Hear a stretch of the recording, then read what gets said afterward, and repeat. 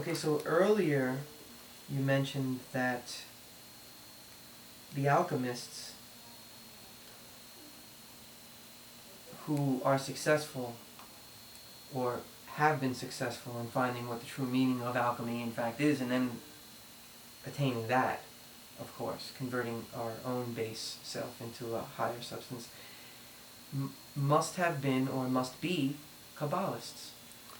Are you saying that Buddhists who have never been exposed to study of Kabbalah cannot perform this alchemy, or native indigenous peoples who have never been exposed to civilized world religions cannot perform this alchemy? Oh no, because the Tree of Life informs every single religious experience on the planet. And the Tree of Life has defined the conversation that has existed between the adepts in every cultural milieu, every religious tradition. It seems like there are many different religions, but there is in reality only one true religion. It is the religion of the Tree of Life. It is the religion of life itself. And there is an exoteric, an outer dimension, an outer reality to religious observance. And there is an inner, esoteric, deeply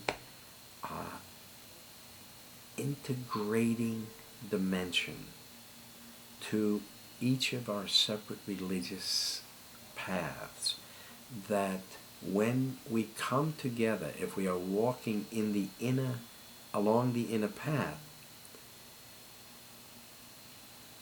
and we meet someone from another religious tradition that is walking on the same inner path, we find that we're at the center together. We're at the place called Tiferet together.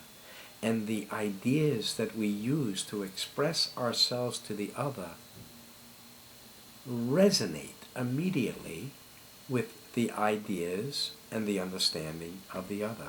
So if a Buddhist, a true Buddhist, a Buddhist that is seeking the inner path, and a Christian who is also on the same path meet together somewhere in the center between both their traditions, and they begin to converse, they will immediately connect.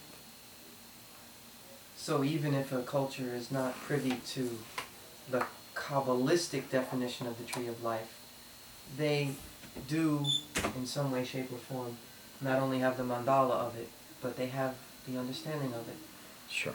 The Tree of Life, you see, what we do in the commentary is... Hi. In or out? I have a quick question. You all are going to be working throughout the night, or do you want us to wait for a couple of hours and maybe watch that movie later when you need a break, or what? It's up to Tim. Really? Sure. We're gonna keep working. Throughout the night? We're gonna probably work for another 2 or 3 hours. Do you want us to wait to watch the movie until tomorrow night so Michael can watch it with us all? I would love for Michael to be able to see this movie. Yes. Okay, good. So, if we're all still up in a couple of hours, then maybe we'll watch it and you're ready for a break. If not, we'll watch it tomorrow. All right, good. Okay. Thank you, by the way. You're welcome. It's a great idea. You can't stay in here. Nessie's getting interviewed. God, you really got the feng shui going with that big amplifier right there.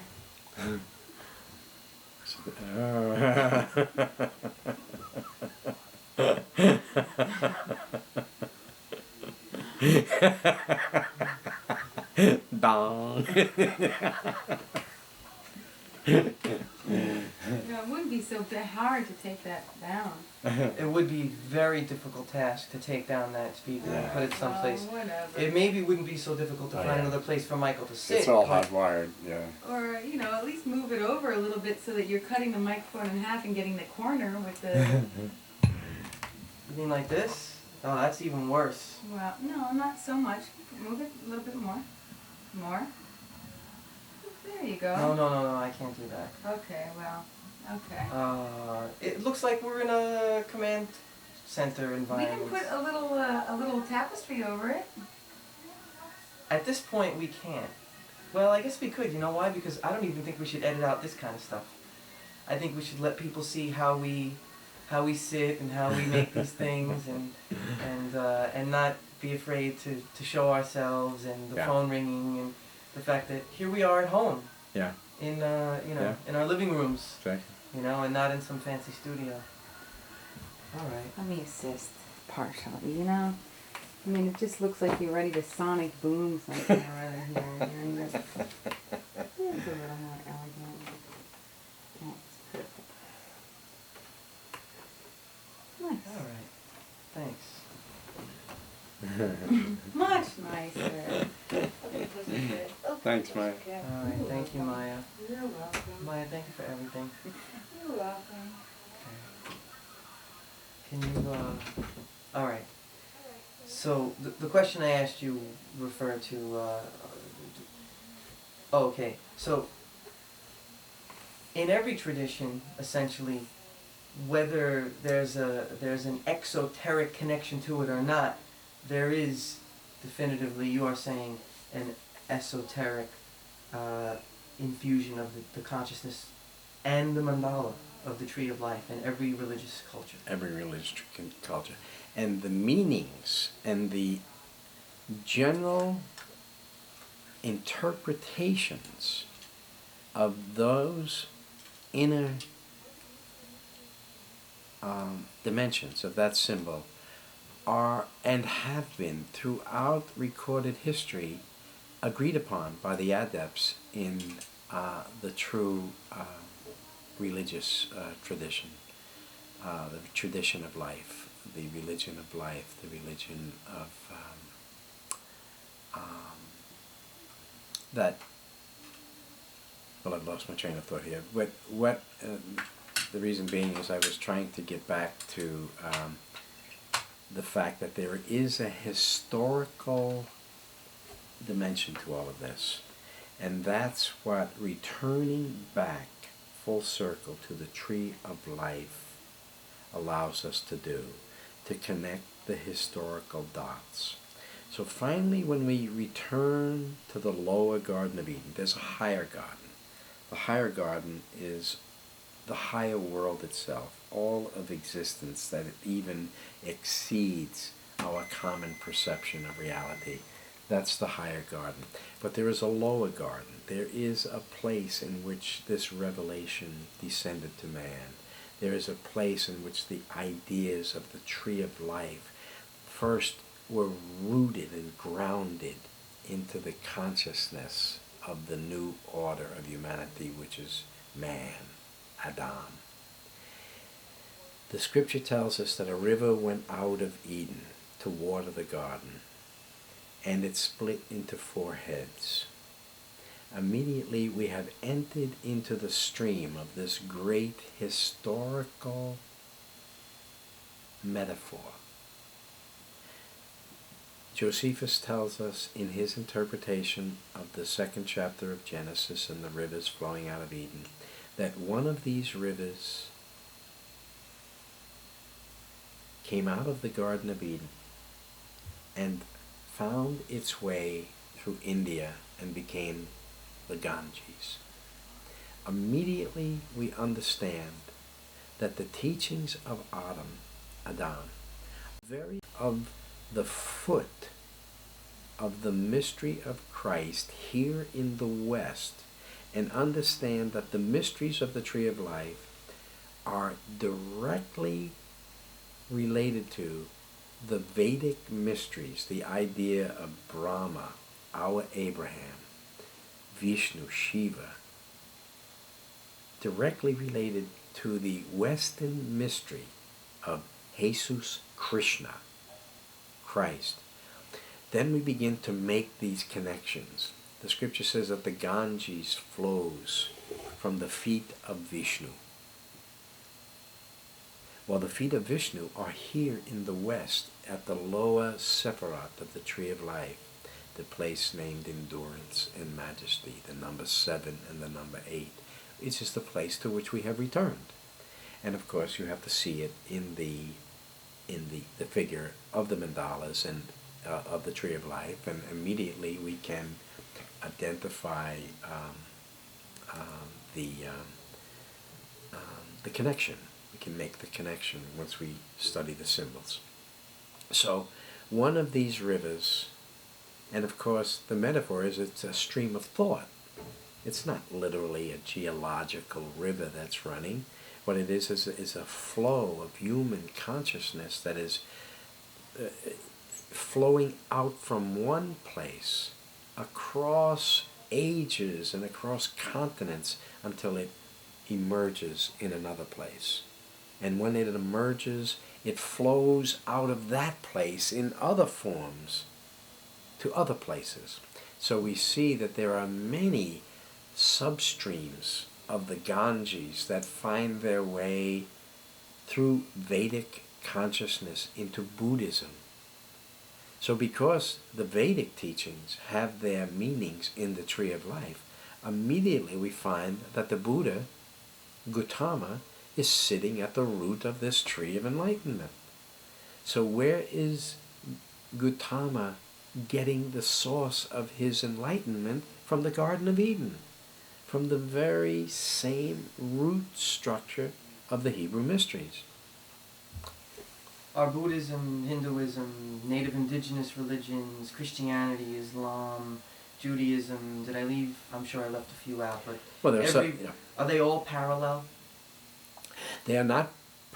paths? Well, they have become parallel. No, there's a sequence to them. The Vedas are older than the Torah. So you might look at one of the central symbols that are embedded in the structure of the Tree of Life. When you look down on top of the lower court, you're looking down on top of the structure of the pyramid, the universal pyramid. Yeah, we'll show that right now in the film when you say that. So the pyramid now has an evolutionary structure to it. So that you have the base of the pyramid represents the entire world.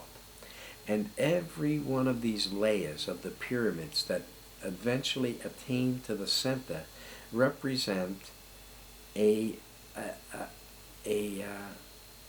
perfection, an evolution of ideas, one set of ideas emerging out of the lower ones, recreating that which was understood, redefining it in a new way, giving life to a new religious tradition, which is not new at all. But it may in fact be more appropriate for that society at that point in time, on that geographical region of the world at that point in history. Yes, based upon the sequence of ideas that God is willing to release from their own mind to the mind of humanity according to the needs of humanity, according to the requirements of that time, that moment in time and space.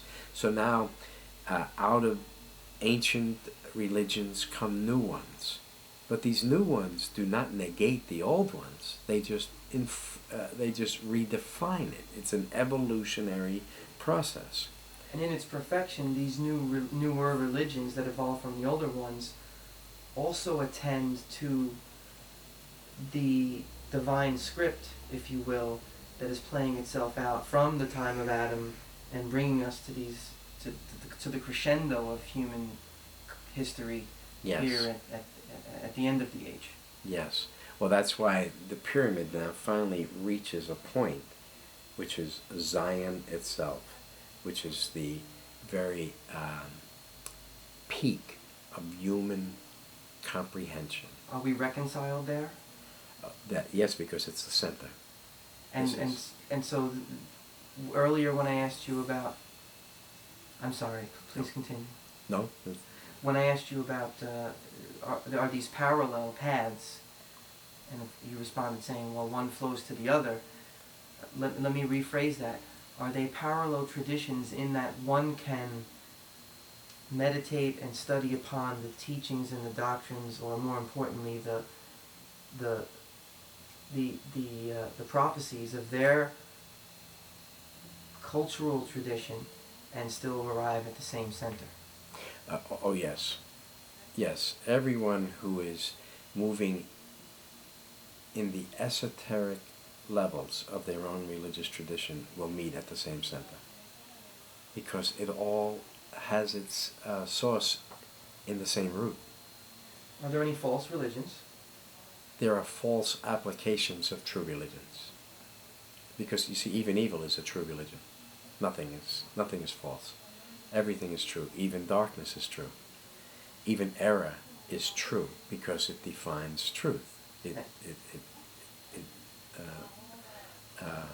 Without the light, without the darkness, there would be no light. Without Paul, the Apostle Paul makes the case when he says that there must be heresies in the world, so that those who are chosen, or who understand, those who have found the right path, may be manifest. So it's only in contrasts can we define one from the other. And so this duality of human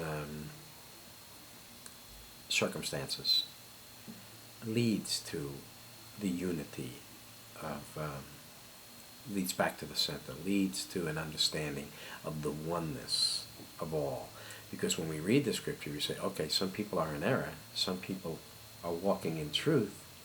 Well, how could this happen? And the scripture plainly says that God has set the one apart from the other. If you are in error, it's because God has set you in error, because of some basic characteristics of your own soul. It's not that the person is personally responsible for his own wickedness or for his own wayward path, but the fact is that evil exists because God comprehends evil. God understands evil. Evil is part of God's consciousness. And the only way we could be created in the image of God is as if God revealed the totality of his and her thoughts. And so at the level of the lower world in which we define ourselves and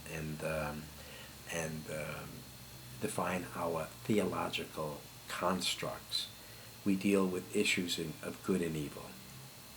And we come to terms with the idea of good and evil here in the lower world. But simply move up one level into a higher frame of consciousness, and you realize that evil does not exist. So then what of the literalists? Well, the literalists are caught in the lower world.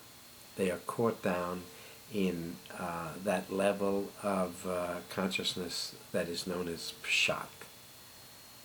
They're caught not only in the illusions of the outer world, the world of matter, but they are caught in the lower literal meanings of the sacred text to which they lean, and the ones that they use to read.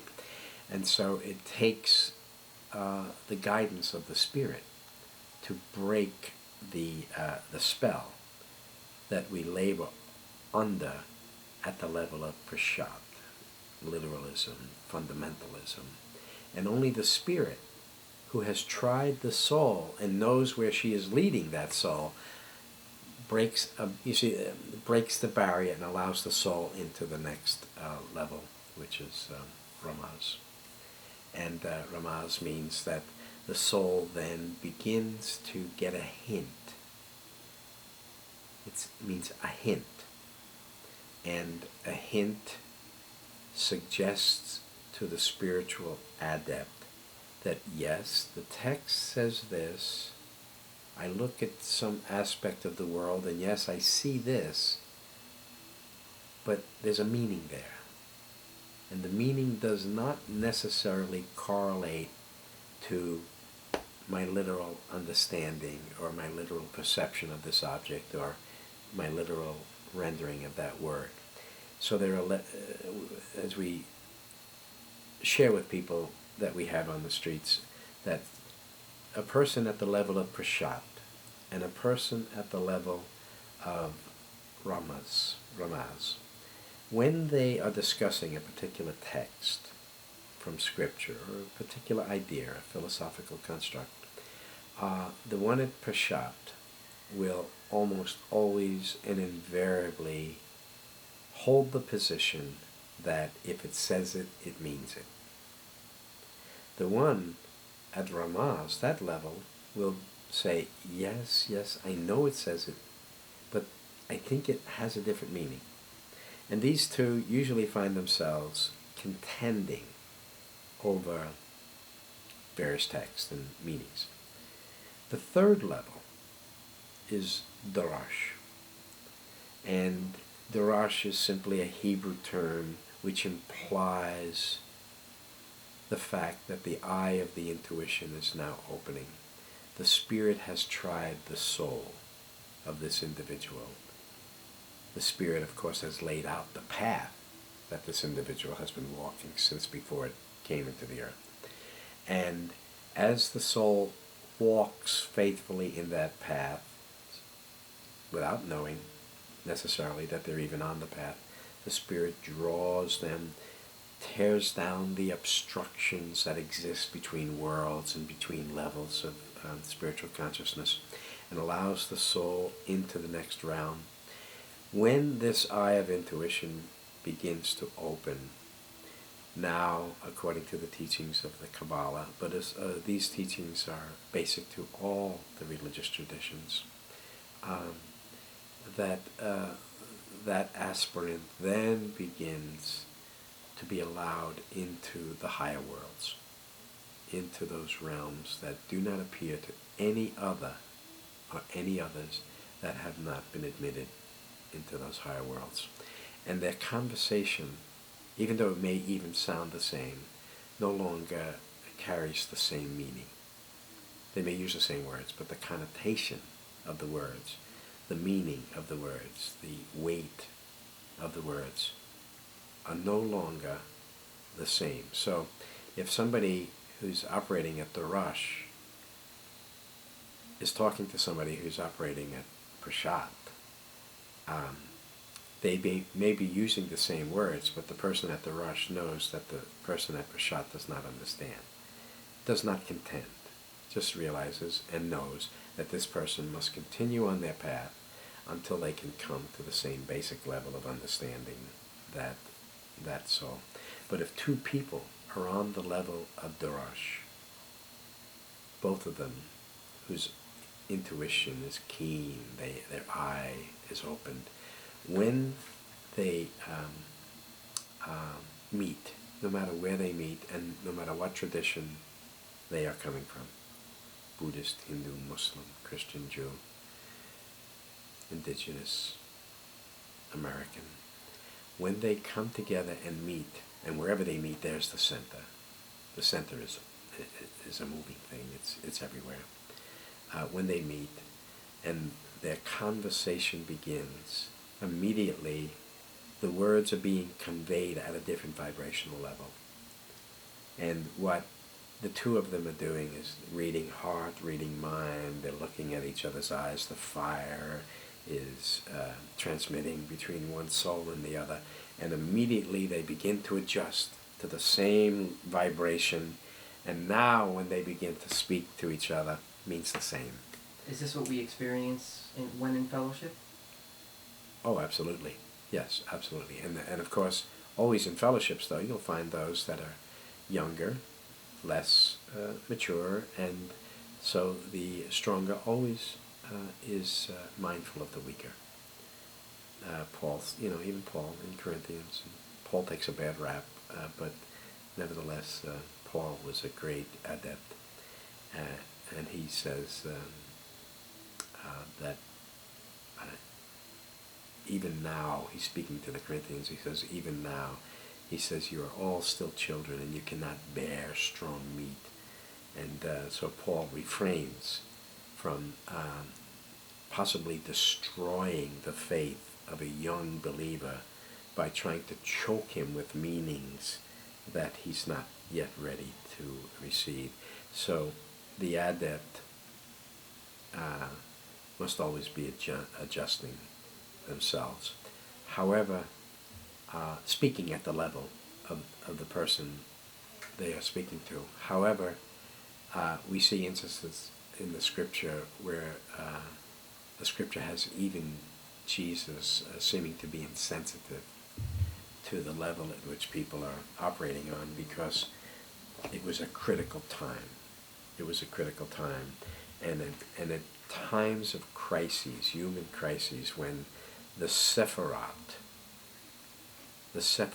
are now attaining to their maximum emanation at various times in history, sometimes it is necessary to speak to the highest level, because that's what you're trying to do. You're trying to elevate now everyone, and you know that those who attain to the higher elevation, if they are bearing the fruit of the Spirit, they will care for those who are down below. But you cannot, at those critical times, sacrifice the higher understanding to cater to the lower.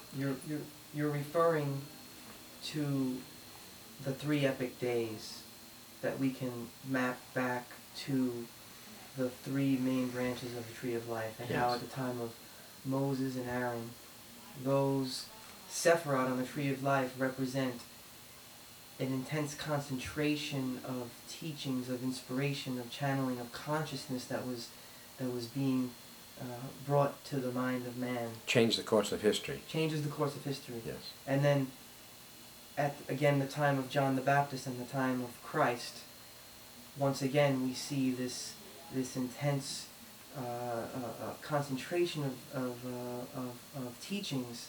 And so, in fact, at these times, Christ was required to speak on the highest levels of these spiritual precepts. And once again now, today, one might recognize that we are living again at a time in history when human consciousness is about to shift. Mm-hmm. And so many teachers, as opposed to the past 2,000 years during the midst of our age of Pisces, and again, if you ask if you talk to the Eastern masters, they will often tell you that there are there are 4 levels of reality, they'll corroborate, but that each individual must be spoken to in their life or in their lives based on that individual's attainment, based on the level of reality that individual is living their life on and within, and in accordance with what dynamics are playing out at that exact moment. In the morning and at night, an individual might be ready to receive the same teaching in 2 completely different ways, yet one does not contradict the other, because, of course, together in that paradox there is complete truth.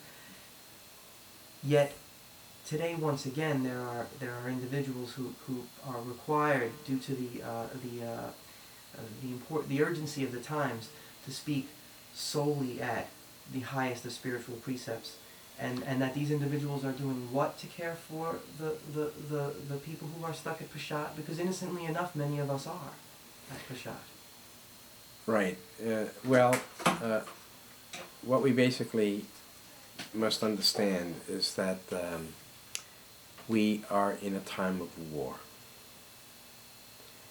The whole epic of the sacred scriptures, from the time of Adam to our own time, are couched in military terms, couched in terms of this great struggle, this contest that is unfolding between the mind of light and the mind of darkness. And the mind of darkness is presently ruling the earth. Who is like the beast? Who can make war with the beast? And even today, we were discussing the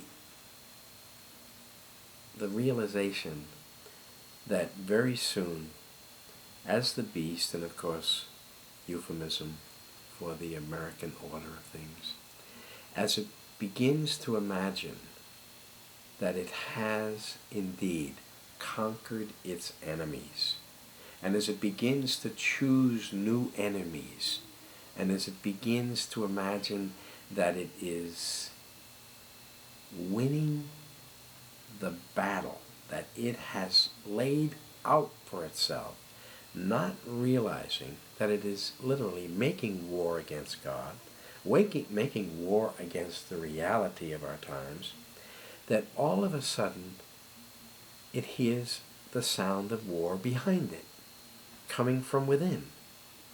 And that now the beast turns around and finds out that there is a social revolution unfolding inside of its own, the confines of its own nation, as it is, that the sons of light have appeared without their even knowing it, and they are waging war from within against the measure of darkness itself that is holding the mind of light, the mind of those who are operating at the level of Peshat, captive. So that's what the warrior spirit does. It is deeply concerned for the children, for those who are operating at the level of Peshat and Ramaz, and those who fully cannot understand. The soul that is coming to spiritual perfection sees that the only way, in a moment of crises, in a moment when the Sephiroth are emanating at maximum frequency, the only way to free them from the captivity is to turn around and make war against the captor. And in order to make war, it must gather its forces. And God has kept those forces in the earth. They're here. So you must speak at the level of those very advanced souls so as to recruit them into the conflict. And that's why when the scripture says in that day that Enoch shall come with 10,000s of his saints to make war against the darkness, the spirit of darkness in the world. Well, those 10,000s of saints are reincarnated in our time. They're walking around in the earth. So even though we are concerned with instructing those we can at every level in which we meet them, we are primarily speaking to those who, as the scripture says, those who have shall more be given. And even those who have not, it shall be taken away, even that which they seemeth to have. So you're speaking to those who have, and you're speaking at the level in which you know their soul is vibrating, using the terminology, using the concepts that you know satisfy the requirements of that soul, the needs of that soul. So these hubs of recruitment, these teachers, these generals within the soldiers of light, who are speaking at the highest of spiritual precepts, so that they can appeal themselves to the minds of the advanced and the hearts of the advanced souls who have been sojourning in the earth, and perhaps yet not finding that exact school of thought, learning a little bit here, learning a little bit there, being at times their own teachers, studying this discipline and that discipline, and trying to integrate and synthesize their own sense of spirituality. When they can recognize that which is within themselves, it becomes awakened within themselves, and then these being those very same advanced souls moving toward that center of Tiphareth, very normal in appearance. They, of course, being Christ-like, Buddha-like, Sufi-like, yogi-like in consciousness, will continue to attend and minister to the needs of those who are at the levels of Peshat, Ramas, Yes. and of course... But you see, we're also in a very peculiar time.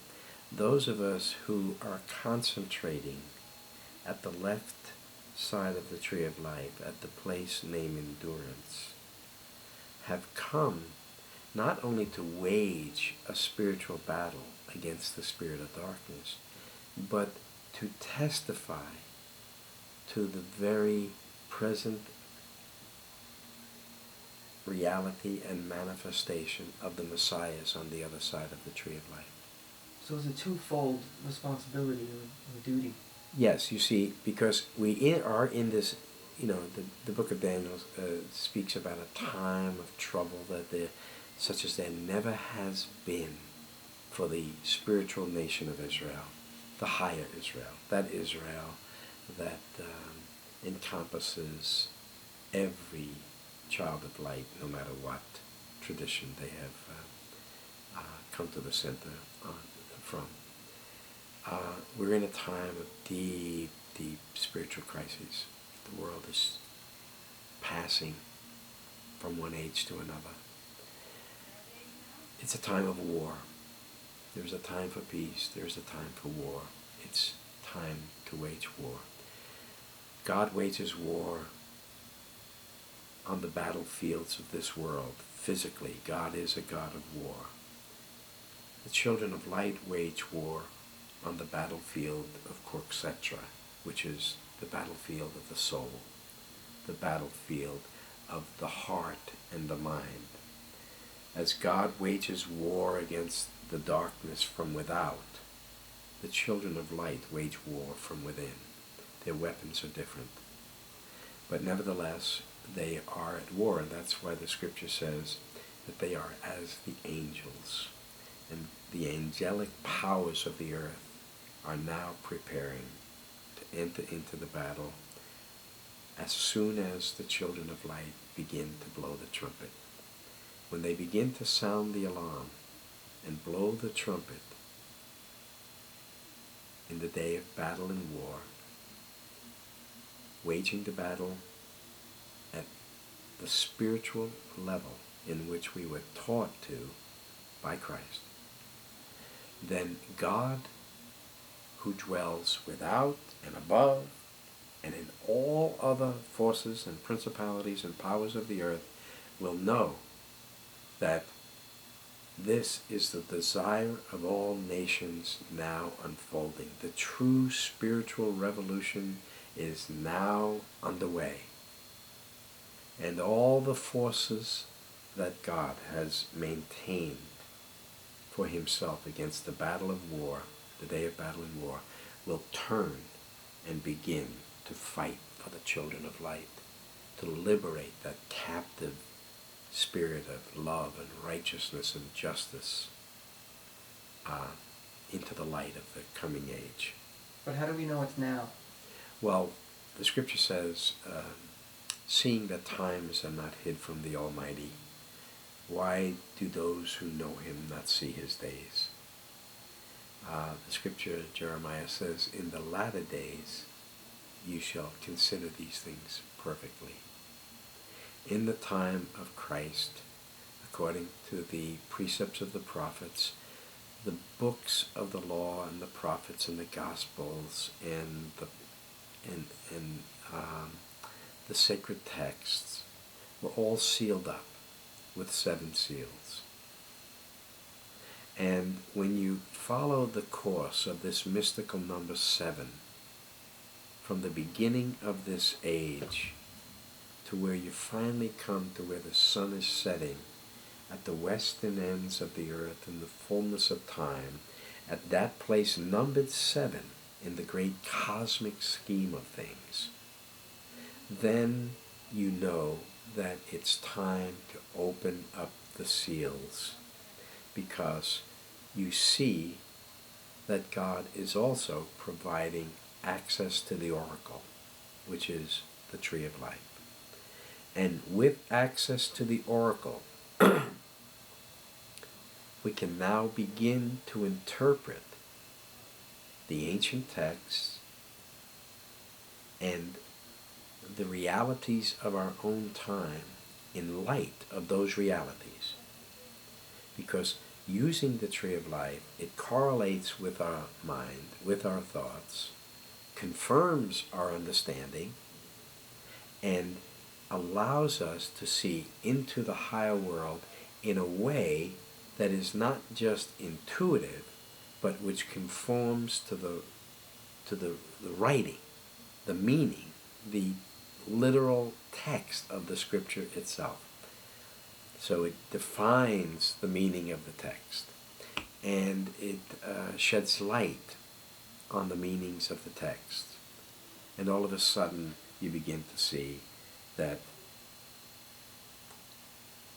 the two, the written tradition and the oral tradition, which is embodied and sold and encoded into this symbol, and have been handed down apart from each other, from these ancient times to our time. And there have been those who have been keepers of this mystery, of this tree of life. Well, who are these keepers? Well, go into the East and you see there are schools of Buddhist thought that are keeping the mysteries of the tree. The Tantric mysteries, the mysteries of Shambhala and the higher Mahayana school of Buddhism, they are preserving certain elements of that mystery. You come to the West and you see indigenous Americans, the native peoples of this continent. You go and sit in the circle and listen to the wisdom that is emanating from the elders and the teachers, and you see, well, lo and behold, they are preserving the teachings of the Tree of Life. They have that part that is necessary for an understanding of our relationship to the earth, the lower part of the oracle. You go into the East and you see that they are preserving that part that is necessary to the higher worlds, the heavens, the celestial kingdom.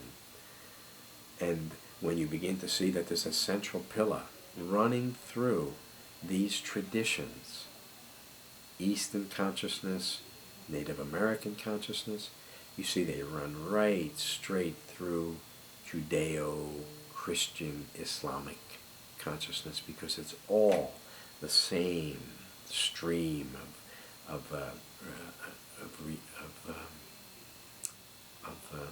consciousness. It's the same religious tradition, just broken up into its little tiny pieces according to the cultural and linguistic and differences of these peoples. So, in that you're saying that on the one hand we have the literal words of the sacred texts of every tradition, which is carried down through history by probably the literalists, or those who stay so true to the words, for example, of the Torah, like the Hasidim, as living example. Yes. And then on the other hand, you have those esoteric schools of thought that have passed from generation to generation orally, or they may have been written, but they're external to the mainline canons that are carried down. Basic to the oral tradition. Yes. But these mystery schools, or these adepts that are initiated into the mystery, why didn't they think that it was the time of transformation then? How do we know it's now? Many did, and many made attempts. There were many attempts made over the course of history to bring in the new order. There were many misinterpretations of the times. There were many schools of thought who subjected themselves to teachers and those who were, in some sense, deluded is too harsh of a word, because in many senses, many cases, there was a deep sincerity on the part of these bringing a balance and righteousness back to an imbalanced world. Yeah, many of these religious, charismatic individuals who rose up in their times to assume the mantle of Christ, the mantle of Messiah, the one who now was bearing the necessary keys to unlocking the mysteries of their times, thinking that they could bring in the Messianic age.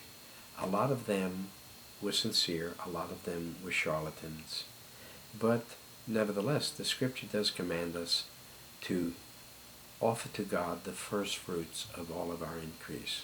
So if a person living in the Middle Ages sincerely thought that the times were then, that the signs of the times were all pointing to the fact that the millennium had come, the age of light was about to dawn upon the earth, they would find themselves deeply amiss if they did not pursue what it is they believed was their responsibility to that age and to the people that surrounded them.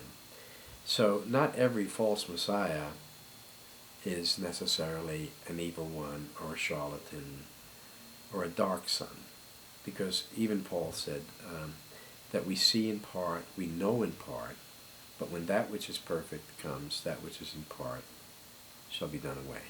So when we come to the perfection of our age, it will not just be a few signs that seem to define each other, but all the signs of the times will begin to weigh upon the entire collective consciousness of all the individuals that are alive at that particular time.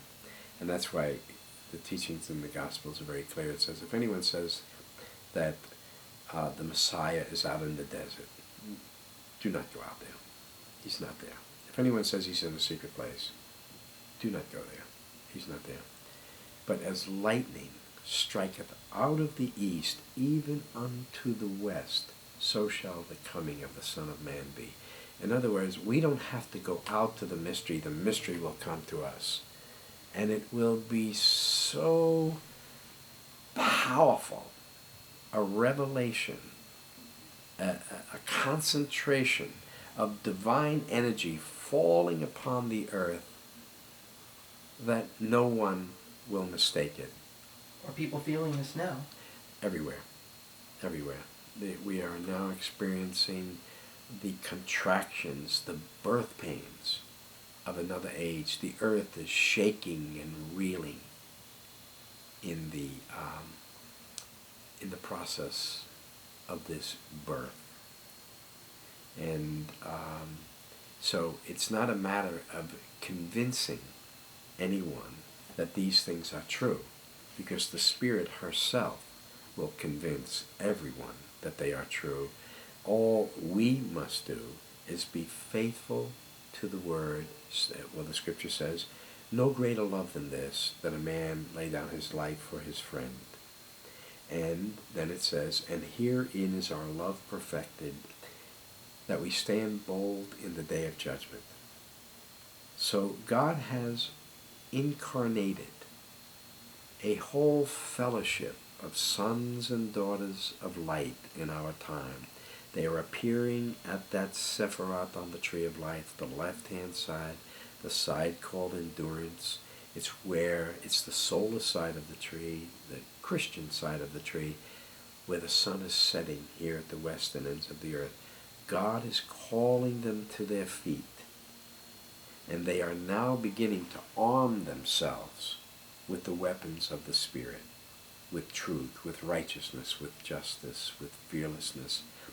And when the call comes, these will be there, and they will answer the call. And the war will pursue. Dead Sea Scriptures, very clear about the description of the last age and the wars that will be waged between the sons of light and the sons of darkness, between Christ and Antichrist. In the midst of truer, grosser wars upon the earth. Oh yes, because you see, as God makes war from without, his sons and daughters make war from within. One war is fought on the plane of human events, with guns, tanks, because that's what God is. God is a God of battle and war, and that's why it required all of these many centuries for God to prepare the human, the earth, to technologically, historically, culturally. God had to connect everything. We are now connected. The world is connected. And now God has the means of waging war against the darkness. The seeds of its own destruction have been sowed around the planet. Yes. In the oppression of the poor and in the technologies of warfare, and within the reactionary forces that we're seeing come to rise in places like Palestine and Afghanistan, for example. Yes. But not solely those places, of course. No, throughout the whole earth. You see, we have come now to a time in history where we have reached an impasse. There are no more frontiers. There are no other places to conquer. There are no other ideas to be thought. There are no other expanding horizons that can retain themselves within the paradigm of this age. This paradigm must collapse. We must break the barrier that exists between the end of this age and the beginning of the coming age. And the only way to break that barrier down is to see beyond the barrier of the delusions. Now, I've lost the thought. So you're saying that within the classrooms of today, within the laboratories, within the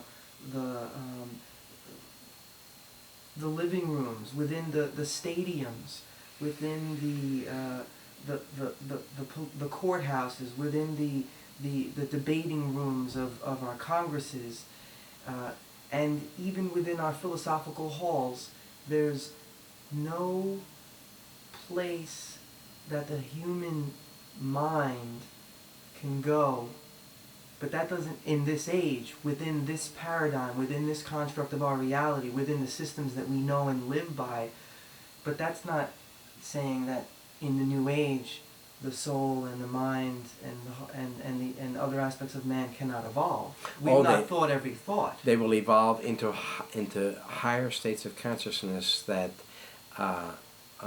we can only speculate about now. We can only speculate as to the reality that God will create 1,000, 5,000, 10,000 years from now. 10,000 years from now, it may be so common to travel through time and space warps. But today, the only advancements we make technologically are either ones that give us greater comforts of living or allow us to impose more destruction upon the earth and her peoples. Yes, it's a wholly destructive path that we're on, which will lead literally to the destruction of the barrier that exists between this paradigm and the next.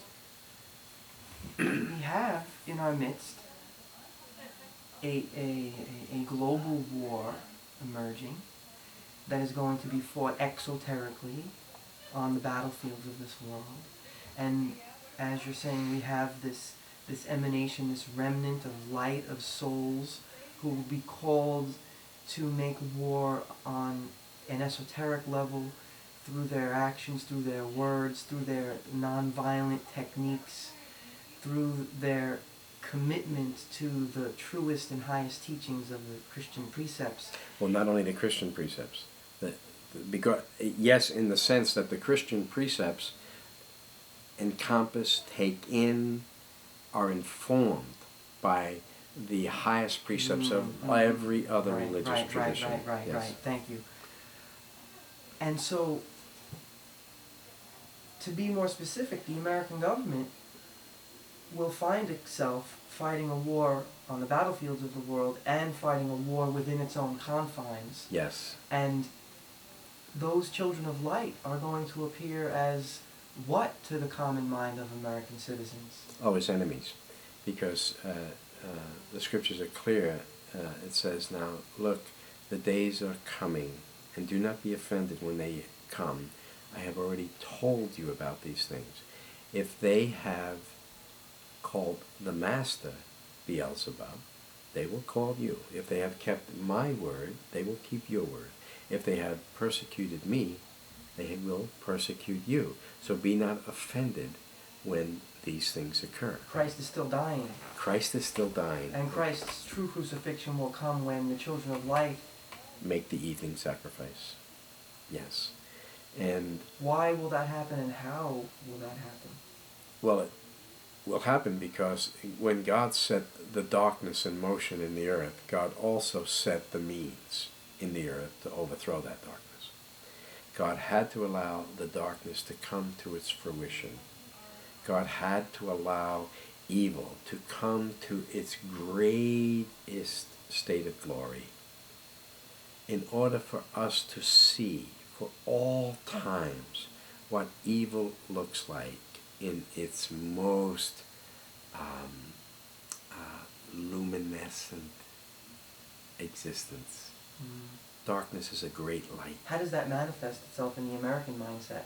Well, it manifests itself in the fact that the darkness is so severe in America and so prevalent in the consciousness of the American people that they do not even realize that they are captive to it.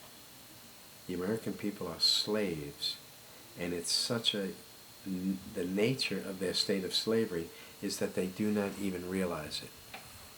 And that's the darkest state of bondage that a soul can be in. How? How? Well, because your mind is captive.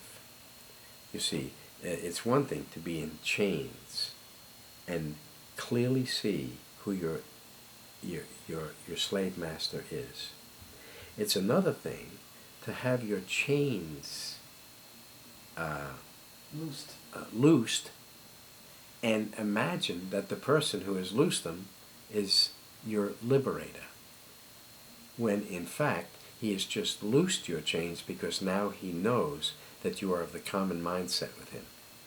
It reminds me of the elephant who you tie his leg, you chain him to a post for 6 months, and then you no longer need to use the train. You just have to put something around his ankle. And he thinks he's still. And he thinks he's yes, yes. But I broke your train of thought. No, well that speaks to that idea, and very clearly. How is the American mindset when it wraps itself around patriotism and fighting for freedom and democracy? How is it? How are we slaves? We have the best life. We have the best nation in the world here in America. How could you say something like that? Well, the fact is that we have what appears to be the best nation in the world is because we are appealing to this nation appeals to the lowest instincts of man. Even though, you see... And plays upon the greatest fears. Exactly. You see, it all has to do with going back to the beginning and seeing how the archetypes are introduced into the story. The archetype of Cain, the mind of darkness, rises up to slay his brother Abel. So all of a sudden we understand that the darkness is now in charge of the world. And from the spirit of Cain emerges this archetypal figure, Nimrod. Nimrod, in time, will come to sit on the throne of Pharaoh in Egypt. And so now we see the evolutionary process, the political process in its evolutionary form unfolding throughout these 7 world empires that emerged one after another until finally it passed from Egypt to the Assyrians and then to the Babylonians or Chaldeans or the Scythians who were marauding the earth in those days. And then came the Persians, and then after them came the Greeks, and after the Greeks then came the Romans. And the book of Revelation says, here is the mind of wisdom. And it speaks about that there are 7 kings, 5 are fallen, 1 is.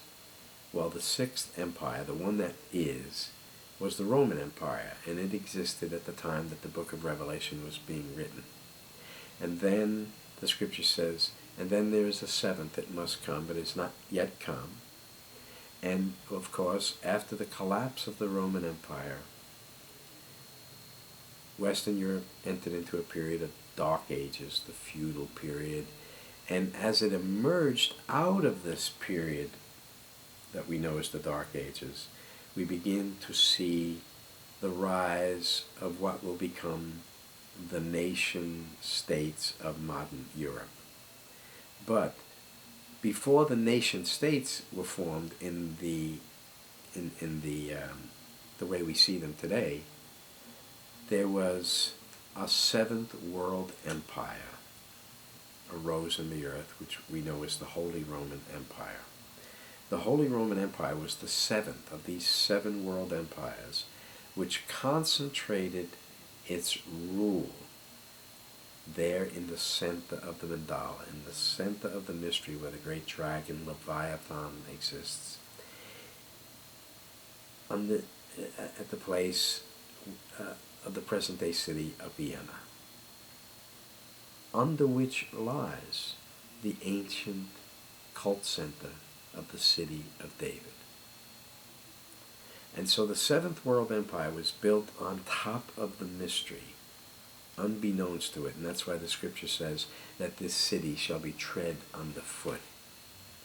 And so the Gentiles, the leaders of the world, the great Nimrods of the earth, who are now coming to their maximum state of technological, cultural, political, religious Control, influence in